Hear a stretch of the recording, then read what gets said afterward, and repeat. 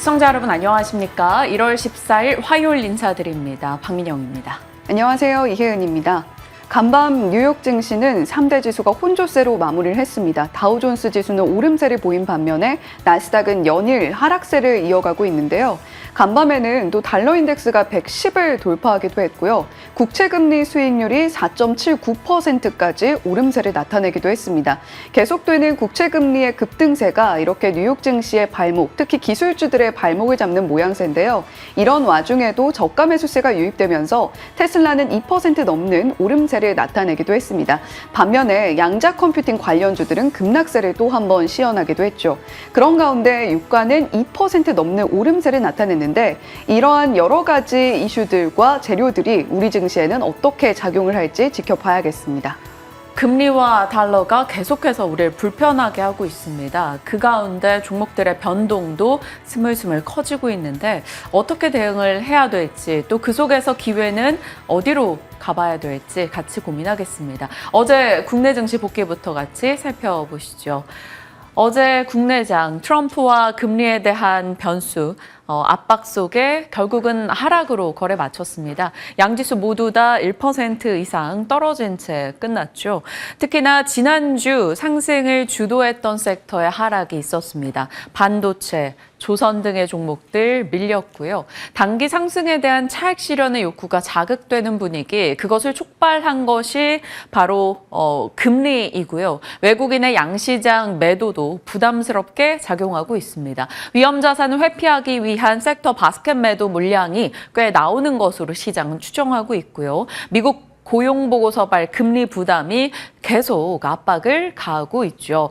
어제 SK하이닉스와 삼성전자 이 탑2 종목의 낙폭이 꽤 커서 지수가 역시나 1% 이상씩 밀리기도 했습니다.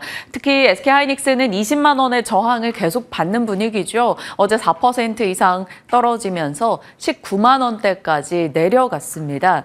한 7개월 정도 15만 원에서 20만 원 사이에서 맞고 떨어지고 맞고 떨어지고를 반복하고 있는 SK하이닉스인데요. SK하이닉스 차익 실현 매물에 다시 20만 원 아래로, 그러면 23일의 실적은 HBM을 중심으로 굉장히 좋을 것으로 예상이 되는데 그 전에 어떻게 활용을 해볼 것인지 같이 고민하겠습니다. 그리고 조선주도 일부 종목들의 조정이 있었는데요. 조정 시 매수 관점을 유지해야 될 것인지 고민되는 순간이죠. 꾸준한 상승이 좀 부담스럽기는 한데 달려있는 키워드들이 나쁘지 않다는 겁니다. 트럼프, LNG, 미중 갈등, 그리고 수출 수주 여러 가지 숫자 측면에서요. 어떻게 바라봐야 될지, 저가 매수의 기회를 줄 수 있을 것인지 이야기 나눠보겠습니다. 자, 1월 20일로 예정된 트럼프 취임과 이번 주 CPI, PPI, 미국의 물가 데이터 상당히 부담스럽기 때문에 내용을 보고 가고자 하는 심리가 형성되고 있고요. 로이터나 블룸버그 등에서는 한국의 정치 변수 등의 영향으로 인해서 수급적인 강한 베팅이 나오기 어렵다. 그리고 외환시장의 변동 1,500원까지 열어놔야 한다라는 이야기 등이 나오고 있습니다. 이번 주, 그러니까 오늘부터 탄핵 심판 변론 기일이 시작되기 때문에 관련한 변수가 좀 더 시장에 영향을 줄 수 있다는 분석도 있습니다. 외국인의 수급, 매도 진정에서 매수 전환으로 가기까지가 너무 어렵네요. 좀 매수해주는 듯 하다가 다시금 매도 전환해버리는 외국인의 수급 야속하게 느껴집니다. 강달러 고금리 속의 성장주의 투자 심리도 위축되고 있습니다. 어제 장에 대한 하나의 요약이었고요. 버텼던 섹터들 보실까요? 은행주 괜찮았죠. 이번 주부터 이제 미국의 금융주들 실적 대기 모드 들어가고요. 장단기 금리차 확대로 인해서 은행주 나쁠 건 없다라는 분위기가 형성이 되고 있습니다. 조선 로봇 우주, 트럼프 취임을 앞둔 트럼프 트레이드이고요. 뉴글램 발사는 실패했으나 다시 재시도한다라는 소식이 있었고요. 스타쉽 발사도 대기에 들어가 있기 때문에 HVM 등을 중심으로 우주 쪽에서 올라가는 움직임이 있었죠. 조선에서는 내려가는 종목들이 꽤 있기는 했었으나 성광밴드와 같은 일부 기자재에서는 그래도 상승해줬고요. 로봇 쪽에서도 하이젠 R&M과 액추에이터 쪽이죠. 그리고 레인보우 로보틱스 등은 버텼습니다. 자, 어제는 미국 LA 화재 관련한 테마가 굉장히 활발했죠. 그중에서도 전력, 재건 종목들의 강세가 도드라졌습니다. 세명전기, 제일일렉트릭, 재룡산업, 대원전선, 전진건설 로봇, 그리고 이건산업 등의 종목들이 급등했죠. 제일일렉트릭 어제도 이성홍 이사님과 한 번 더 AS를 했는데요. 12% 추가 상승이 있기도 했었고요. 전진건설 로봇도 재건과 방산과 여러 분야에서 관심을 좀 받으면서 나름 양호하게 올라갑니다. 어제 3% 상승세. 세명전기 한번 열어볼까요? 어제 좀 작은 종목들 내에서 상한가가 꽤 나왔어요. 세명전기 30%, 이건산업 역시나 급등세를 기록하기도 했습니다. LA 화재 테마는 일단 테마로 접근할 것과 그리고 그 가운데서도 섹터 스토리가 살아있는 것들은 좀 따로 놓고 보셔야 되지 않을까 싶네요. 자, 로봇 쪽은 트럼프 트레이드와 빅테크의 휴머노이드 관심이 있다라는 점에서 지속적으로 시장의 관심권역 가운데 있기는 합니다만 상승 탄력도는 조금씩 떨어지고 있다라는 측면에서 단기 상승에 대한 부담을 일정 부분 느끼고 있지 않나 참 고민되는 순간입니다. 원전 쪽은 요즘 뉴스가 많이 나오죠. 한미 원전 MOU부터 루마니아 수주 확정 소식, 그리고 컨스텔레이션의 천연가스사 인수 소식 등이 어제 영향을 주면서 일부 원전주들 강했습니다. 서정기전 12% 올랐죠. 자, 우리가 이제 10일, 20일 그리고 월 말 기준으로 계속 수출 데이터를 확인하는 이유가 바로 개별주 단에서 혹은 그 속에서 또 트렌드를 확인할 수 있기 때문인데요. 어제 수출 데이터에서 반응했던 종목들은 사실 연간으로 창상피복제 수출이 꺾였던 적이 별로 없었습니다. TNL 어제 주가 급등으로 진행이 됐죠. 시장 대비 양호했고요. 그리고 율촌화학도 알루미늄 파우치 부분에서, 지열재 부분에서, 기초 화장품 부분에서는 코스맥스, 보톡스, 보툴리눔 톡신이라고 해야 되죠. 보톡스 쪽에서도 휴젤은 지난해 상승률 정말 꾸준했던 종목인데 수출 데이터가 뒷받침이 되다 보니까 지속적으로 주가 상승도 해 나갈 수 있는 것 같습니다. 삼양식품까지도 양호했습니다. 자, 이런 식으로 어제 시장에서는 시장 대비 선전했던 쪽 서브 섹터와 각 테마 혹은 개별주 내에서 이렇게 소화해 볼 수 있을 것 같습니다. 자, 전력은 확실히 LA 화재 테마이긴 합니다만 무게감이 다르죠. 말씀드린 대로 정기화 AI 데이터 센터, 탈세계화 속에 공급망을 재세팅하는 과정, 전력에 대한 그리드 복원력 강화에 대한 욕구, 이 모든 것들이 이상기후도 그렇고요. 맞아떨어지고 있기 때문에 갖은 테마 속에서도 전력망은 테마 플러스 섹터로 더 강하게 흘러갈 수 있지 않았나 싶습니다. 추가적인 상승에 대해서는 어느 누구도 가늠할 수는 없겠습니다만 분명히 언제든 이 스토리는 계속될 수 있다라는 거죠. AI가 갈 때는 AI 속에서 전력 스토리로, 그리고 AI가 쉴 때는 또 다른 테마 혹은 누군가의 트레이드 종목으로서 전력이 올라가곤 하죠.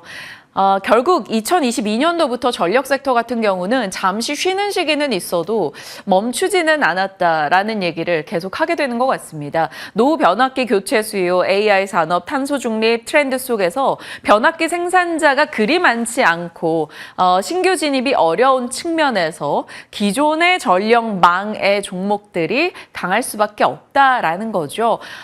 몇 종목으로 추려본다면 대형 변압기, 특수 변압기 혹은 중소형 변압기 그리고 전선주까지 확장의 가능성을 언제나 열어두고 볼 겁니다. 중국의 수출입 데이터가 좋았었기 때문에 구리 가격도 또 올랐다라는 소식이 있는데 이 부분은 또 전선 쪽을 자극할 여지가 있어서 전력 쪽은 언제나 함께 체크해 주시길 바랍니다. 자, 뉴욕 증시로 넘어옵니다. 뉴욕장은 장중보다는 분위기가 그래도 좀 나아졌다라고 볼 수 있네요. 장중에 열어봤을 때는 3대 지수가 모두 하락하는 흐름이 있었는데 그래도 다우와 S&P 500은 상승으로 전환하고 끝났고요. 나스닥도 낙폭을 많이 줄이기는 했습니다. 부담스러웠던 요소가 있었죠. 4.7 국채금리 부담스럽다 했더니 무슨 4.8까지 찍어버리는 상황이고요. 달러 인덱스 109 듣기 싫다 했더니 110을 넘어서는 흐름이 나왔습니다. 고금리, 강달러의 부담을 느끼면서 뉴욕 증시 혼조로 끝이 났고요. 엔비디아 같은 경우가 반도체 종목들의 하락 중심에 있었습니다. 엔비디아가 블랙엘 GB200의 공급 지연 이슈가 좀 있었고요. 거기에 바이든 행정부의 AI 칩 수출에 대한 강력 통제 뉴스도 더해졌죠. HSBC에서 목표가를 하향 조정했습니다. 엔비디아 2% 떨어졌고요. 모더나도 백신 수요가 좀 약하다라는 측면에서 과거 대비 코로나 백신도 판매가 부진하다라고 하며 매출 전망을 올해 낮췄습니다. 그래서 모더나가 20% 정도 급락 흐름이 있었는데요. 그나마 낙폭 줄여서 16% 하락으로 끝났네요. 자, 좋은 쪽 종목 본다면 엘프뷰티입니다. 고점 대비 지금 반토막 정도 나 있는 종목이죠. 그런데 모건 스탠리 측에서 비중 확대 의견을 냈습니다. 목표가 $153. 왜냐하면 많이 떨어져 있는데 매출 총익률 이런 거 보니까 이 정도 아니다. 밸류 매력이 있는 자리이다라는 내용이었고요. 엘프뷰티가 5% 상승하며 끝냈습니다. 여기에 이제 이번 주에 어닝 시즌 시작이 되죠. 보통 미국의 어닝 시즌은 반도체 섹터에서 마이크론 그리고 금융주들이 오픈을 합니다. 금융주 실적에 대해서는 나쁘지 않을 것 같다라는 평등이 나오면서 금융이나 화학 섹터 혹은 금속, 에너지 쪽의 종목군들이 꽤 강했어요. 그러다 보니 다우가 상승할 수 있었던 게 아닐까 싶습니다. 자, 개별 종목 뉴스로는 빅테크 쪽에서 애플, 중국의 판매 부진 이슈와 영국의 반도점 소송 보도로 인해서 하락하는 흐름이 있었고요. 테슬라 장중에 하락하기도 했었는데 국채금리 등에 대한 부담을 느꼈었죠. 그런데 4분기 차량 판매가 늘어났다. 그리고 모건 스탠리의 목표가 상향으로 인해서 결국 테슬라는 2% 오르며 끝나기도 했습니다. 뉴욕장에도 굉장히 많은 뉴스가 좀 들어가 있었던 오늘이었다라고 볼 수 있겠네요. 자, 엔비디아의 반발이라는 제목으로 반도체 수출 규제에 대한 얘기 좀 해보죠. 미국 정부가 AI 개발에 필요한 첨단 반도체 동맹국 중심으로만 공급한다라는 새로운 규제를 내놨습니다. 미국의 국가 등급별 AI 반도체 수출 통제인데요. 그러니까 각국의 국가를 등급으로 나누는 겁니다. 최상위 동맹국가, 다행히 여기에 한국이 들어가 있는데 전 세계에서 18개 국가 최상위 동맹국으로 꼽았고요. 이 동맹국은 미국의 AI 첨단 반도체를 무제한으로 구매할 수 있다라는 것이고요. 그 외 대다수의 국가가 들어가는 기타 국가는 일정 부분 제한을 해서 구매할 수 있다. 그리고 적대 국가는 사실상 수입이 불가하다라는 내용이었습니다. 이 적대국에는 중국, 러시아, 북한, 이란 등등이 들어가게 되죠. 자, 이 기타 국가, 대다수의 국가에도 제한을 걸었다라는 것에서 시장은 AI 반도체, 대중국 수출을 통제해왔던 미국이 제3국을 통한 중국의 우회적인 이 미국의 반도체를 수입하는 조치를 막으려는 것이다라는 추정이 나오고 있습니다. 일단 여기에 대해서 엔비디아 측은 반발에 나섰죠. 세계 대부분에 대한 수출을 제한해버리는 것이 아니냐. 경제성장과 미국의 리더십을 위협하는 중대한 정책 전환이 될 것이다 라고 지적했습니다. 월스트리트 저널에서도 어떤 영향이 있을지 모르겠는데 엔비디아의 AI 칩 판매를 제한할 위험이 있다라고도 얘기했네요. 이러다 보니까 엔비디아가 좀 영향을 받으면서 2% 정도 하락으로 끝나기는 했습니다. 앞으로 한 120일 정도 어떻게 좀 상황을 지켜봐야 되긴 합니다만 그 이후에 최종적인 확정의 결정 여부가 나겠죠. 일단은 나왔다라는 것만으로도 엔비디아에게는 조금은 부담스럽게 작용이 됐고요. 엔비디아와 함께 주요 반도체 종목들이 같이 좀 떨어지기도 했습니다. 엔비디아, 마이크론 혹은 TSMC 등의 하락이 있었고요. 일각에서는 이 엔비디아의 블랙웰 이런 제품 지연 이슈로 인해서 AMD 이런 쪽을 선택할 수 있다라는 분석이 나왔어요. 그래서 AMD는 올라가는 흐름이 있었습니다. 자, 금융주들 괜찮았고요. 헬스케어 혹은 제약바이오 일부 상승세, 에너지주들의 강세 눈에 띄었죠. 캐터필러, 디어와 같은 건설기계 산업재 이쪽도 강세였습니다. 이쪽이 중국 경기에 반응을 한 것인지 아니면 미국의 재건 이슈에 반응을 하게 된 것인지는 모르겠으나 일단은 기존에 이렇게 반 딱 갈라서 빅테크나 반도체 위주로 올라갔던 분위기에서 반 갈라서 아랫단의 흐름이 좋았다라는 점은 다우가 올라간 것, 다우 쪽에 있는 섹터가 훨씬 더 시장 대비 선전했다라는 것을 알아볼 수 있는 대목입니다. 자, 시소이죠. 여전히 메가세븐, 빅테크 종목들에 대한 월가의 긍정적인 시각, 보고서는 쏟아지고 있습니다. 그런데 오늘 하락한 쪽 보시면 기존에 강했던 종목들이에요. 양자, UAM, 드론, 로봇, 원전, 전기설비, 5G, 클라우드, 자율주행 이런 쪽의 종목들인데 미국 내에서도 금리 상승에 대한 부담과 오른 것에 대한 부담 등이 작용하면서 기존에 강했던 쪽들이 떨어졌고 기존에 좀 잠잠하거나 묻혀있던 쪽이 올라갔습니다. 바로 건설기계, 산업재 혹은 에너지 등이 되겠죠. 석유와 천연가스 종목군들 강했고요. 리튬과 알루미늄, 철강, 금속 쪽의 종목들 올랐죠. 건설 중장비 강했습니다. 그리고 방위산업도 보통은 무인기, UAM, 드론 쪽의 종목들이 강했다면 오늘은 로키드 마틴이라던가 기존의 방위산업 대형주들의 강세가 좀 더 돋보이기도 했습니다. 로키드 마틴 3% 정도 올랐죠. 자, 양자의 순환 시대가 계속되네요. 엔비디아 젠슨 황 CEO가 유용한 양자컴 수십 년 걸릴 거야 라고 얘기하며 급락 나오자 디에이브의 앨런 바라트 CEO가 이미 상용화 단계다. 일부 기업들은 활용하고 있는데 뭔 소리야? 라는 분위기로 반박을 했었죠. 그런데 메타의 저커버그 CEO가 양자 컴퓨터 실용화 아직 멀었다라고 얘기를 하면서 젠슨 황 코멘트와 좀 궤를 같이 하는 내용이 더해졌습니다. 그래서 양자 컴퓨팅 대표 종목들이 다 떨어졌죠. 아이온큐 14%의 하락이 있었고요. 리게트 컴퓨팅 30% 이상의 급락 나왔네요. 디웨이브 퀀텀 역시나 추가적인 수십 %의 폭락이 이어지면서 양자컴의 순환 시대가 계속되고 있습니다. 뉴욕장의 흐름이었네요. 그 밖에 핫 이슈로는 에너지가 눈에 띄었다라는 겁니다. 유가가 많이 올랐죠. 5개월 내 최고치를 기록하며 배럴당 78달러, 브렌트유는 배럴당 80달러 선을 넘어가는 흐름이 나왔습니다.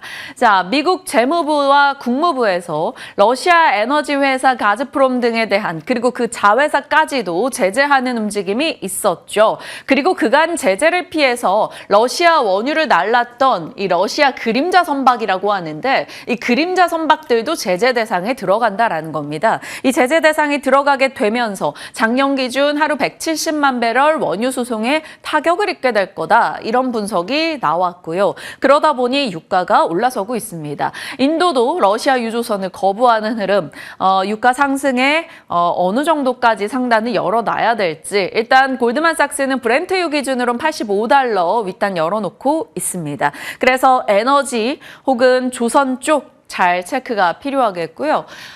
트럼프가 장 막판이었어요. 암호화폐 관련한 행정명령을 낼 수도 있다라는 가능성에 대한 보도가 있었습니다. 그러면서 트럼프의 행정명령 이슈가 다시 한번 부각이 됐죠. 어제 이 시간에 트럼프가 취임 첫날 독재자가 될 것이다라며 행정명령을 준비하고 있고 기존에는 경제나 금융 관련한 규제 완화였다면 이번에는 가상자산 혹은 기술 관련한 규제 완화를 가능성 열어둬야 된다 이렇게 말씀을 드렸었죠. 그래서 테슬라가 낙폭을 줄이고 상승 전환하는데 이 뉴스도 일정 부분 영향을 줬습니다. 결국 재건 경협, 가상자산 혹은 AI 소프트웨어, 자율주행 이런 쪽에 우주까지도요. 규제 완화 기대를 가져갈 수 있을지 좀 지켜보도록 하겠습니다.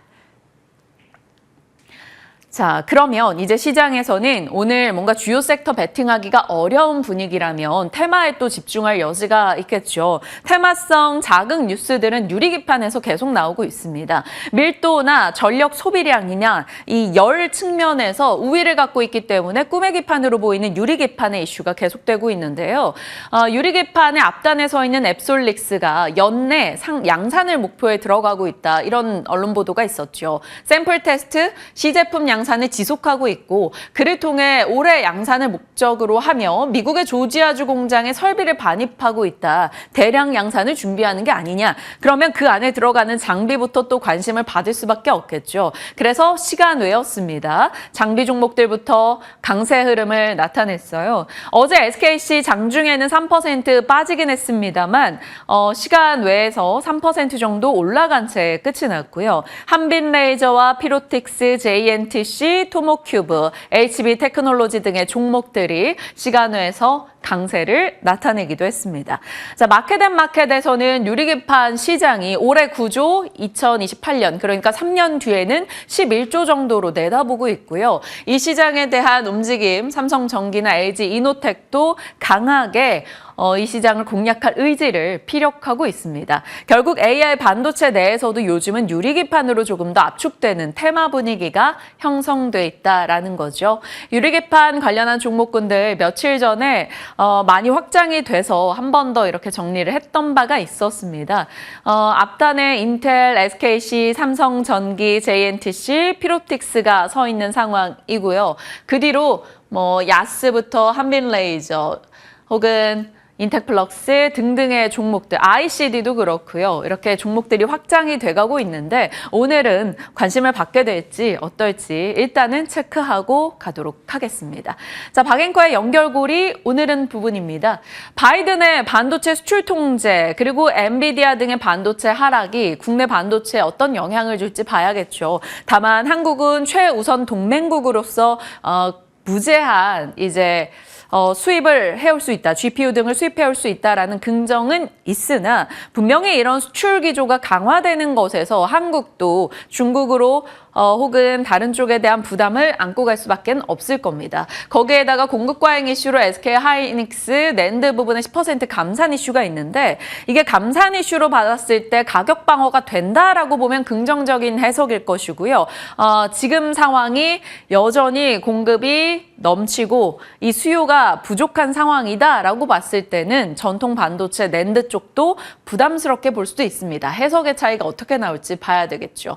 그리고 이런 기사도 있더라고요. TSMC 트럼프 반독점 규제 압박을 받는다. 트럼프가 국익을 워낙 중시하다 보니 TSMC가 너무나 많은 돈을 가지고 가고 있어. 이런 지적을 했던 바가 있었죠. 그러다 보니 트럼프가 이익이 출범되고 나서 TSMC 등을 압박해서 오히려 삼성전자가 반사이익을 볼 수 있다. 이런 추정의 기사였습니다. 기존에 나왔던 내용인데 일단 이런 기사가 나왔다라는 점에서 한 번 더 체크를 합니다. 그래서 반도체 쪽이 어찌 진행될지 오늘 섹터 보셔야 되고요. JP모건 헬스케어 컨퍼런스 분명히 이제 이벤트 모멘텀이긴 한데 지금 금리가 너무 불편하죠. 4.8% 10년물 국채 금리가 올라와 있는 상황이다 보니까 금리와 싸우고 있는 개별 모멘텀 등이 치열하게 나오고 있습니다. 자, 그렇다고 해서 미국의 제약바이오가 모조리 다 막 급락하고 이런 흐름은 아니었습니다. 이 피오 파마슈티컬스라는 종목은 암 치료제 관련해서 긍정적인 임상 소식을 전달받으면서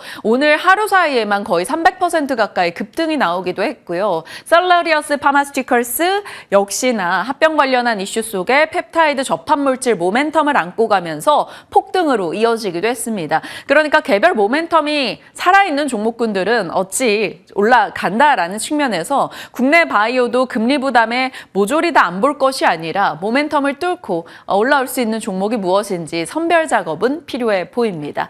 자, 테마단에서는 유리기판 이슈 있고요. 에너지, 유가가 5개월 내 최대를 쳤으니 이 부분 체크는 필요하겠죠. LH 화재 테마가 이어질지는 모르겠으나 일단 시장에서는 전력 등으로 압축해서 가고 있는 분위기입니다. 자, 그 밖에는 하나증권에서 삼성중공업에 대한 목표가를 냈는데 목표가 갭이 좀 큽니다. 17,000원으로 업사이드 45%를 열어뒀어요. 보통의 다른 조선사 대비 조금 관심을 못 받았었던 삼성중공업이 최근에 약간 힘을 내고 있죠. 이번 실적은 그리 크게 기대를 할 필요는 없지만 앞으로 LNG 운반선이나 FLNG 수요가 늘어날 것이고 그에 따라 안정적으로 볼 수 있다라는 목표가 내용을 담기도 했습니다. 그리고 이제 CES가 지나가다 보니 CES 후기 리포트가 증권사에서 쏟아졌습니다. 전체적으로는 AI 패러다임 변화를 알렸던 지난해라면 올해는 확실히 대중화의 모습을 볼 수 있었다라는 내용이었었고요. 폼팩터 변화나 IT 기기 교체 수요를 2025년도 기대해 본다라는 내용이었습니다. 그래서 AI, 로봇, 자율주행 이런 쪽이 계속 이슈가 될 텐데 그러면 그 가운데서 소외됐었던 이 전장 부품이라던가 혹은 세트 쪽의 부품사들을 같이 체크하자 이런 목소리들이 나오고 있네요. 대표적으로 MLCC, 기판 등도 그 맥락에 들어가게 될 겁니다.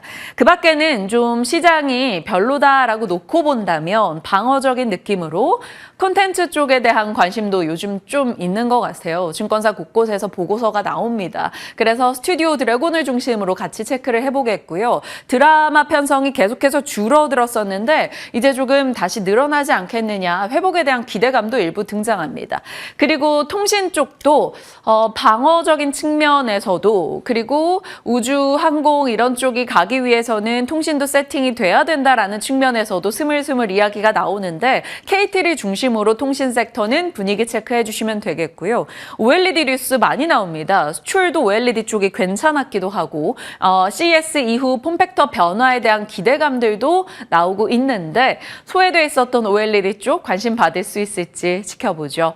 자, 최근에 부품 방송으로는 결국에는 무엇을 하든 기판은 들어간다라는 거죠. 그게 자율주행이든 AI 서버든 아니면 스마트폰이든 PC든이요. 그래서 각 분야별로 FCBGA 쪽은 삼성전기, LG이노텍, 그리고 MLB 기판, 이수페타시스 등도 있겠지만 이수페타는 요즘 노이즈가 많아서 일단 빼고 항상 말씀을 드리고 있습니다. 자, 그리고 중국의 스마트폰 노출도가 높다라는 측면에서도 MLCC와 패키지 기판 들어가게 되는데 MLCC 하면 우리가 내다보고 있는 모든 산업에서 MLCC 탑재량이 올라간다. 그래서 며칠 전이었죠. MLCC 적층 세라믹 콘덴서 댐 역할을 하는 전력의 댐 역할을 모았다 풀었다를 해주는 역할인데요. 여기서 관전 포인트로 엔화, 금리, 통신, 신규 기기 등의 모멘텀을 계속 체크하며 MLCC에 대한 관심도를 높여보자 이렇게 말씀드렸던 바가 있었습니다. 자, 오늘이네요. 헌법재판소 이제 변론 1차 변론일이기도 하고 미국에서 PPI가 발표되기도 합니다. 그리고 내일 CPI 대기 모드에 들어가 있고요. 이번 주 목요일부터 해서 TSMC 금융주들의 실적 그리고 금통위 금리 결정 등 살펴볼 내용들이 많이 남아 있습니다.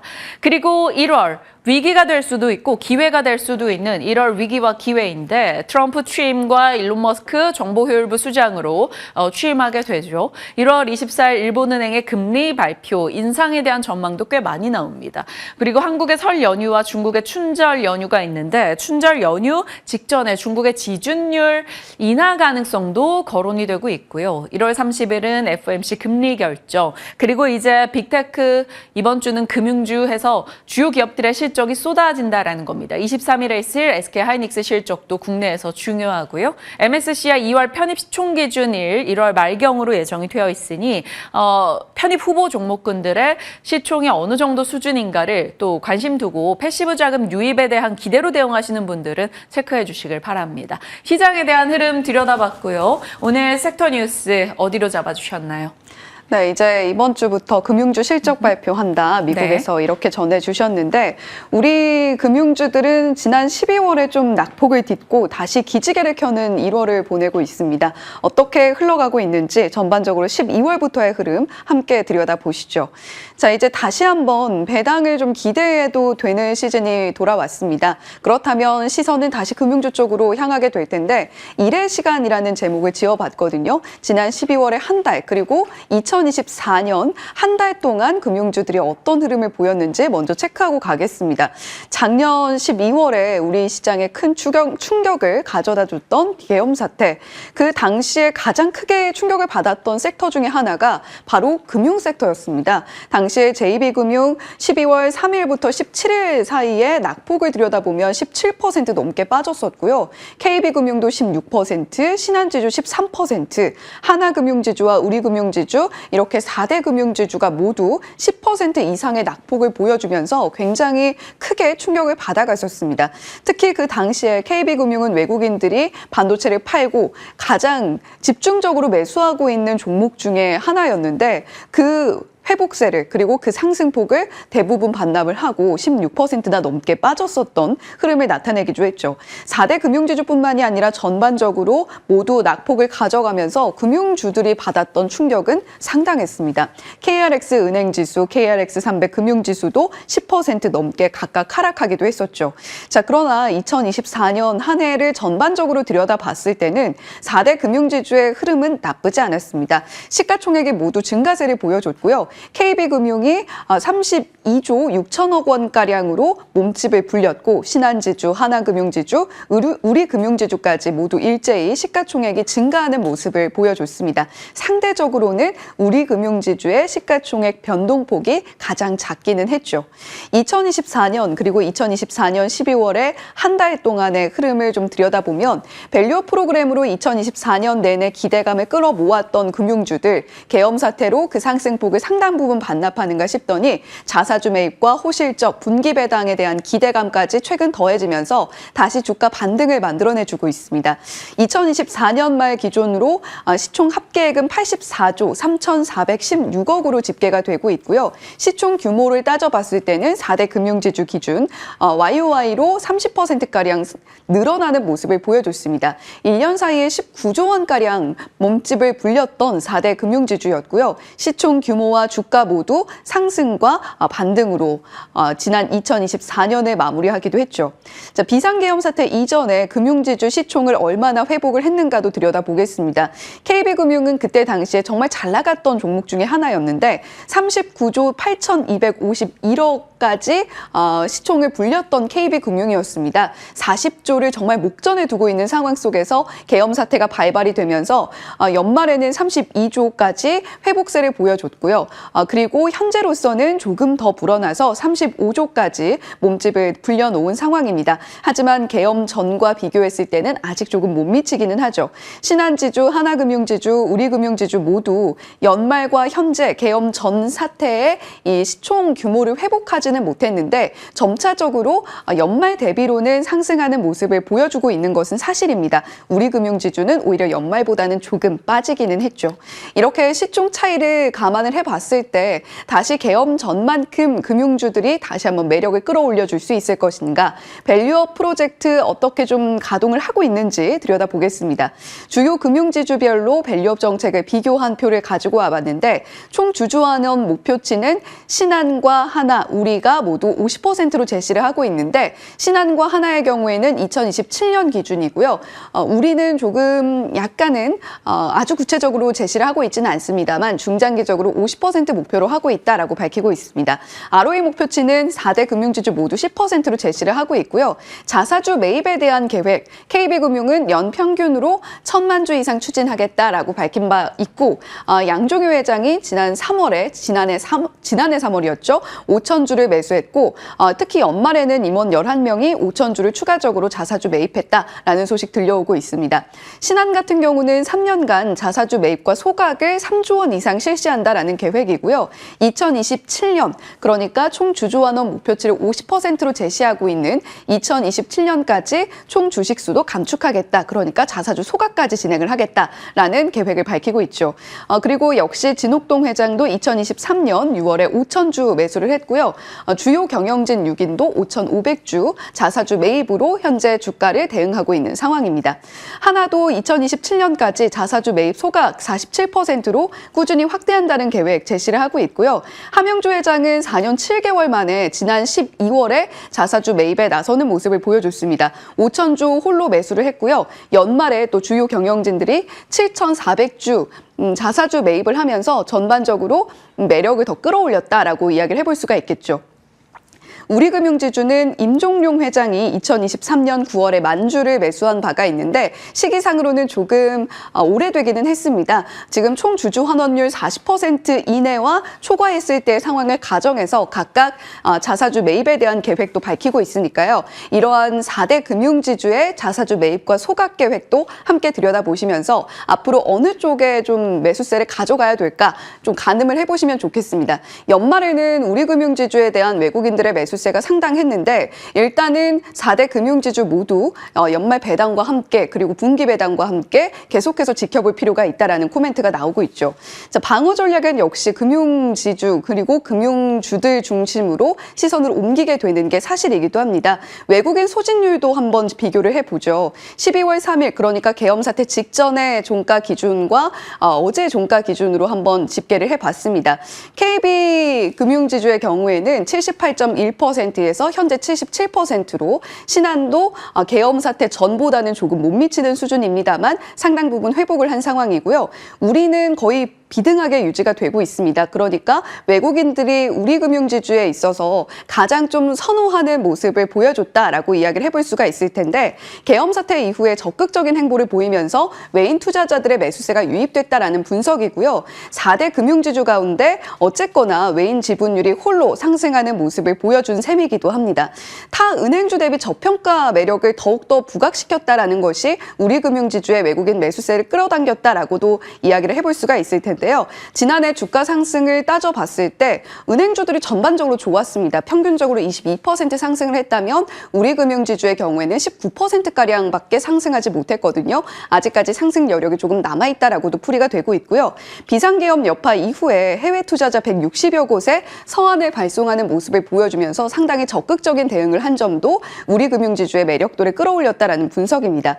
자, 사실 지금 고환율 장세이기 때문에 주주 환원을 할 수 있는 자본이 조금 줄어들고 있다는 점에서 은행주의 매력이 오히려 떨어질 수도 있습니다. 그런데 보통주 자본 비율을 4대 금융지주 중에서 가장 낮음에도 불구하고 밸류업을 차질 없이 이행하겠다라는 계획도 밝히고 있는 우리금융지주이기 때문에 우리금융지주뿐만이 아니라 계속해서 이 고환율 상황에서 4대 금융지주, 은행주들이 밸류업 계획을 차질 없이 진행하는가를 지켜보면서 그 매력도를 가늠해 볼 필요가 있겠습니다.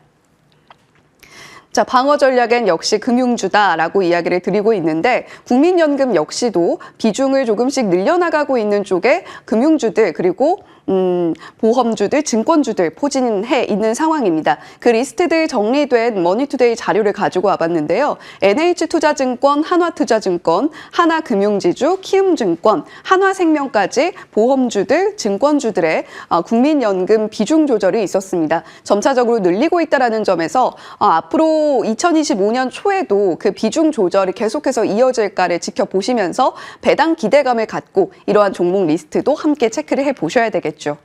자, 배당 수익률도 체크하고 가겠습니다. 다시 배당의 계절이 돌아왔기 때문에 미래에셋증권에서 이런 코멘트 나오고 있습니다. 은행주는 2월 기말 배당 그리고 3월 말 분기 배당을 노리는 투자 전략을 가져가야 한다라고 코멘트를 내놓고 있는 건데요. 예상 배당 수익률이 높은 금융주 순으로 한번 나열을 해봤습니다. 한국자산신탁이 7.5%, 대신증권이 7.1%, 기업은행이 7%로 모두 7%대 배당 수익률이 예상으로 나타나고 있고요.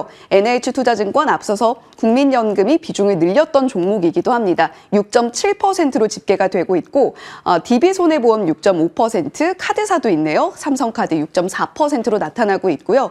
4대 금융지주 가운데에서는 우리금융지주가 3.9%로 상대적으로 높게 나타나고 있습니다. 그 뒤를 이어서는 JB금융지주도 3.4%, BNK금융지주도 4.7%로 나타나고 있으니까요. 한동안 특히 계엄 사태 이후에 조금은 멀리했던 금융주들 다시금 매력도를 끌어올리고 있다는 점에서 한번 주목을 해보셔도 좋을 것 같습니다.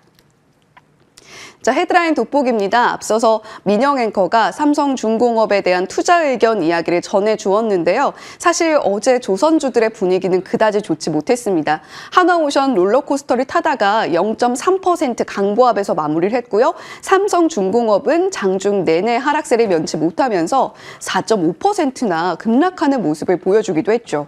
삼성중공업뿐만이 아니라 HD현대중공업, HD한국조선해양, HD현대미포, HJ중공업 조선업까지 전반적으로 조선사들이 모두 주가 하락을 나타내는 모습을 보여줬고요. 한화오션과 한화엔진은 그래도 상승으로 마무리를 했습니다. 외인들이 많은 부분을 투매했다라고 이야기가 나오고 있는데 조선주 그렇다면 조정이 얼마나 이어질 것인가? 그럼에도 불구하고 좀 좋은 소식이 나오고 있다는 점은 주목을 해보셔야 되겠습니다. 미국이 중국 조선업의 불공정 관행을 제재 가능성으로 좀 보고 있다라는 이야기가 로이터 통신발로 나오고 있고요. 해양과 조선, 물류 부분에 전반적으로 불공정 보조 문제가 확인됐다라는 코멘트도 확인이 됐습니다. 중국산 선박에 대해서 관세 부과라던가 항만요금 부과와 같은 제재안이 발표가 될 가능성이 상당히 높아 보이는데 중국산 선박은 전 세계 글로벌 물동량의 한 50%를 담당을 하고 있는 상황입니다. 만약에 이렇게 미국에서 적극적인 제재가 들어가게 된다면 한국 조선사들이 다시 한번 매력이 끌어올려질 수 있다라는 분석이 나타나고 있는 거고요. 또 더불어서 미국의 해군 함정 건조위에서 동맹국에 의존할 수 있을 것이다라는 가능성은 사실 지속적으로 언급이 되던 부분입니다. 그에 더해서 2월 MSCI 정기 변경 편입 후보군으로 유력한 종목이 바로 HD 현대미포인데요. 패시브 자금 유입 가능성도 우리가 염두에 두면서 이 조정을 오히려 기회로 삼아야 될 것인가 전략과 함께 점검해 보시면 좋을 것 같습니다. 조선업을 자극하는 군불대는 뉴스가 계속 나오고 있는데 조선업 지난해부터 쉼없이 달려왔기 때문에 분명히 자리에 대한 고민이 깊어지는 시점입니다. 함께 이야기 나눠가면서 전략 챙겨갈게요. 지금부터 함께 하시죠.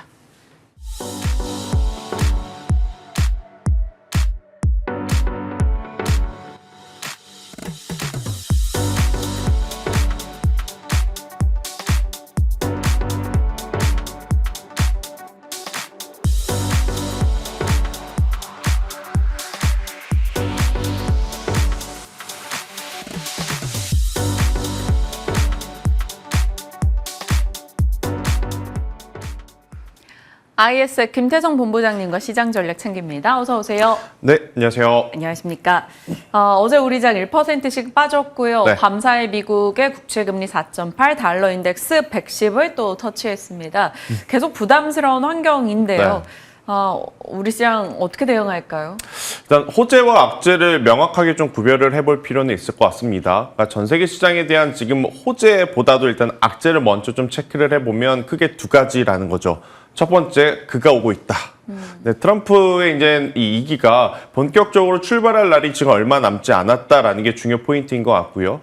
두 번째, 국채 금리가 지금 5%까지 갈 것이냐 아니면 그 이상의 어떤 모습을 보여줄 것이냐에 대한 두려움, 이것들이 지금 시장에 자리 잡은 악재가 아닐까라는 생각이 드는데 사실 이 두 가지는 조금은 연결되어 있다라고 이야기 좀 드릴 수는 있을 것 같아요. 아무래도 이제 트럼프 1기 때 조금은 안 좋은 기업들이 많은 투자자분들이 국채 금리에 대한 상승을 좀 이야기시키는 상황. 여기에 또 미국 같은 경우에는 LA 산불이 굉장히 또 빠르게 잡히지 못하면서 네. 국채 금리를 추가적으로 올릴 수 있는 요인으로 작용이 되고 있는 상황이다 보니까 안 좋은 뉴스가 연초부터 계속 이어질 수밖에 없는 상황이다라고 좀 말씀드릴 수 있을 것 같고, 한 가지 더 있겠군요. 지난주 금요일 날 결국 이제 지표가 좋으니까 금리 인하 또 속도 조절을 할 수 있다라는 이야기가 미 증시를 조금은 발목을 잡는 어떤 현상으로 나타나고 있는 그런 상황인 것 같고요. 네. 여기서 이제 호재의 뉴스를 좀 체크를 해보자라고 하면 이 트럼프의 어떤 성향이 사실은 자국 기업 우선주의입니다.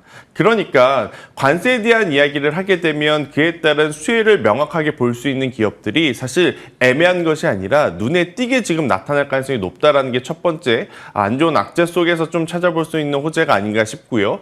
두 번째, 최근 미국 증시에서 눈여겨봐야 될 부분은 뭐냐면 작년 3분기와 4분기 빅테크였다면 1월 초부터는 결국 내수주는 여전히 탄탄하다라는 것인 것 같습니다. 일단은 경기가 안 좋은 상황에서의 주가의 조정이 아니라 대내 변수에 따른 변동성이 나타나고 있는 상황이라 투자자분들 성향과 판단에 따라서 조금 다를 수는 있겠으나 조정은 곧 기회로 여겨야 되는 시장이 아닐까라는 이야기를 한번 드려보도록 하겠습니다. 그러면 각 섹터별로도 대입을 해보죠. 반도체, 어제 하이닉스, 삼성전자 조금 많이 빠지긴 했습니다. 한미반도체도 흔들렸고요.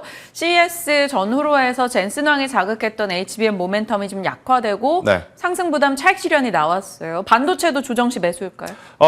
우리가 기다렸던 조정이 이제 나오기 시작을 하는 거죠. 제가 한 달 전, 그리고 한 달 반 전쯤에 기관과 외국인들, 그때 당시 지수가 너무 힘들었었거든요. 네. 그럼에도 불구하고 기관과 외국인들의 수급이 들어온 반도체 소부장을 매수를 해야 된다라는 이야기를 드렸던 것 같아요. 그랬었던 종목군들이 지수가 살아나면서 가장 좋은 퍼포먼스를 좀 보였는데 참 없으신 분들이 따라잡기에는 정말 어려울 정도로 빠른 속도로 좀 상승을 했습니다. 제가 그 다음에 드렸던 전략이 뭐냐면 캔들의 어떤 차트의 흐름 자체가 정배열 구간에 놓여진 종목군들의 조정을 기다리자였는데 그 기다리자라고 하는 조정이 지금 나오고 있는 상태이기 때문에 우리가 지난주와 지지난주에 이미 종목군들을 많이 추려놨을 가능성이 높다는 생각이 들어요. 대표적으로 한미반도체, 그 다음에 좀 뒤를 따라갈 수 있는 게 PSK홀딩스, 여기 이제 반도체 테스트 소켓 쪽을 좀 고려를 해본다면 ISC까지 저는 반도체 기업들에 대한 조정을 노리게 된다라고 하면 결국 이제 타이밍 싸움이긴 하겠습니다만 이번 주 후반까지 만약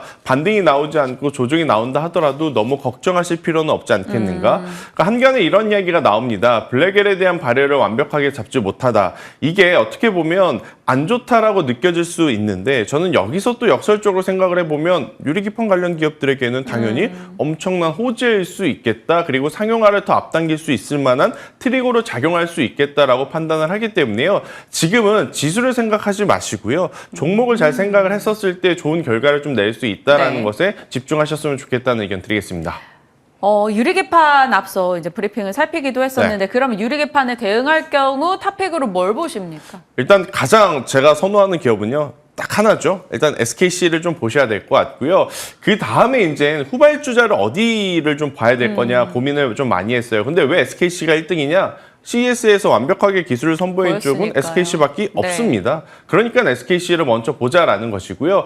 그 다음에 이제 삼성전기를 볼 것이냐, 아니면 이 장비단의 필옵틱스라든지 JNTC 이쪽을 볼 것이냐 굉장히 좀 고민이 많지만 저는 만약 SKC 다음으로 본다면 일단 시가총액 대형 상위 종목들보다 결국에 이제 기술력으로 승부를 하고 있는 중소형 소부장 쪽에서 골라야 되지 않을까 싶어서 만약 후발주자로 본다면 저는 필옵틱스의 조정을 기다려 보시는 것도 굉장히 좋지 않겠는가라는 의견 드리겠습니다. SKC로 미리 말씀 잘 주셔서 저희 좋은 상승률을 누리기도 했었는데 여전히 유리기판 내 탑픽이고 필옵틱스 등도 같이 그쵸. 체크해 가도록 하겠습니다. 반도체, 유리기판 살폈고요. 자, 조선도 살짝 코멘트 여쭤봐도 될까요? 네. 조선도 어제 조정이 같이 있었어요. 그런데 뭐 기자재 쪽은 일부 여전히 탄탄하기도 했고요. 조선은 이제 여러 가지 호재성 뉴스가 많은데 좀 많이 오른 것도 부담이라 네. 지금의 전략은? 어제 조정 나온 부분에 대해서 많이들 걱정하실 것 같은데 지수 조정의 폭을 생각을 해보면 어제 조선주들의 하락은요 그렇게 크지 않았다라고 저는 설명드리고 싶어요. 미국의 증시도 마찬가지입니다. 지수가 조정이 나오게 되었을 때 가장 큰 폭으로 조정을 받았던 것은 최근까지 가장 높은 수익률을 줬었던 빅테크 기업들입니다. 그걸 이제 우리나라 시장을 대입을 해봤을 때 당연히 조선주들의 조정이 굉장히 좀 깊게 나왔어도 할 말이 없었던 시장이었지만 어제 그 정도의 조정, 더욱이 아래 꼬리를 달리면서 마감된 기업들이 굉장히 많았었기 때문에 조선주들은 그들만의 유니크함을 가지고 지금 시장 상황에서 굉장히 잘 버텨주고 있다라고 좀 생각이 들고 있고요. 트럼프 이기 때 무슨 이야기를 할지 모르겠지만 명확한 건 조선주들은 피해가 아닌 수혜주일 가능성이 높다라는 의견을 한번 드려보도록 하겠습니다. 네. 기존에 그럼 조선 보유자라면 홀딩으로 강력하게 홀딩 하셔야 될 것 같습니다. 알겠습니다. 정리하고 가겠습니다. 이제 다음 섹터로는 금융주입니다. 금융주는 공통적으로 다들 금융주 들고 있다가 좀 재미없다라는 생각들을 많이 하시는 것 같아요. 물론 메리츠 금융지주 막 좋았던 때를 생각하면 그렇죠. 그것도 아닙니다만 괜히 그런 인식이라는 게 좀 있잖아요. 막 핫하고 뜨거울 맞아요. 것 같고 가볍고 이런 느낌은 아니라. 저도 그 편견 때문에 작년 초부터 이제 밸류업 이야기가 나왔음에도 불구하고 적극적으로 공략을 하지 못했기에 반성을 하고 있는 작년 지금 상반기 상황입니다. 너무 좋았잖아요. 네, 일단 상반기에 투자를 하지 못해서 또 하반기에 뒤따라가신 분들은 중간에 돌발 변수 때문에 또 큰 충격을 받은 상황. 역시 이래서 이렇게 금융주라든지 은행, 보험은 개인 투자자분들이 굉장히 하기 어렵겠다라고 생각을 좀 하실 것 같아요. 또 그런데 그런 타이밍에 잘 가는 게 은행과 보험 이쪽이 아닌가라는 생각이 듭니다. 이쪽이 잘 갈 때 전제 조건은 두 가지입니다. 일단 첫 번째 지수가 안 좋을 때 어제처럼 지수가 좀 삐끗할 때 이들이 약간의 피난처 역할을 해줬다라는 것을 작년에도 우리가 계속 확인을 했었지만 올해도 그 기조는 이어지고 있다는 것을 체크를 좀 하셔야 될 것 같고요. 두 번째, 이제 바뀐 배당에 대한 시기가 이제 2월 말로 다가오고 있습니다. 그렇기 때문에 배당을 노리고자 하는 큰 자금들이 들어올 가능성이 높은데 이 부분이 수급의 연속성을 줄지는 더 지켜봐야 되는 그러니까 이 잠깐의 배당을 위해서 들어왔다 나갈 수도 있기 때문에 이 부분을 좀 신중하게 좀 보셔야 되지 않을까라는 생각이 들고 있고요. 대신에 적극적으로 밸류업 정책을 좀 펼쳐준 의외의 기업이 있죠. 신한. 명확하게 기준을 제시했고 그 기준대로 잘 이행을 하고 있는 상황이기 때문에 신한금융지주 같은 경우에는 한번 천천히 모아보시는 게 가장 좋다는 생각이 들고 있고 일단 작년에 김칫국을 너무 크게 마셔서 조금 아쉬움이 있는 하나금융지주라든지 KB금융 일단 일정대로 잘하고 있지만 일단은 신한처럼 명확하게 아직까지 구체적인 세부 내역이 나오지 않았기 때문에 이쪽은 중간중간 체크를 하시면서 가셔야 된다는 의견. 그래서 성향에 맞으시다면 투자를 하는 게 맞지만 그렇지 않다면 저는 기존의 기술주들 아니면 그 외의 종목군들을 좀 더 보시는 게 맞다라는 의견 한번 드리겠습니다. 네, 참고하겠습니다. 금융주 살폈고요. 자, 오늘 이제 픽은 뭘 주셨을까? ISS의 김태성 본부장님의 픽은 화승엔터프라이즈입니다.